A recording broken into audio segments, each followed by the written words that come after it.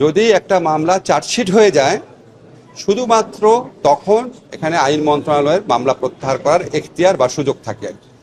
তো আমরা যখন এই জুলাই হত্যাকাণ্ড, জুলাই গণ অভ্যুত্থানকালে ছাত্র জনতার বিরুদ্ধে ফ্যাসিস্ট আওয়ামী লীগ সরকার যে সমস্ত ষড়যন্ত্রমূলক এবং মিথ্যা বানোয়াট মামলা করেছিল, আমি আমার দায়িত্ব নেওয়ার পরপরই তখন যে স্বরাষ্ট্রমন্ত্রী ছিলেন, তখনকার যে আইজিপি ছিলেন, ওনাদের সাথে বৈঠক করে রিকোয়েস্ট করেছিলাম এই মামলাগুলোর ক্ষেত্রে তাড়াতাড়ি যেন নিষ্পত্তি করার ব্যবস্থা নেওয়া হয়।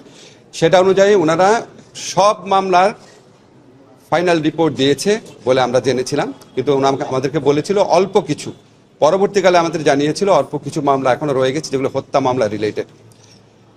এবং এইরকম একটা মামলা, ফায়েজের মামলা, কালকে আমি খবর নিলাম ফায়েজের মামলাটা এরকম একটা মামলা, এবং এখানে 2 জন আসামি তারা 164 স্টেটমেন্ট দিয়েছিল।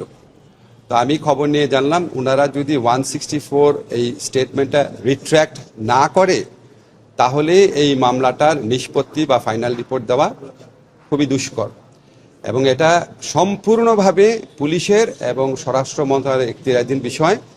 এখানে আইন মন্ত্রণালয়ের করার কিছু নাই।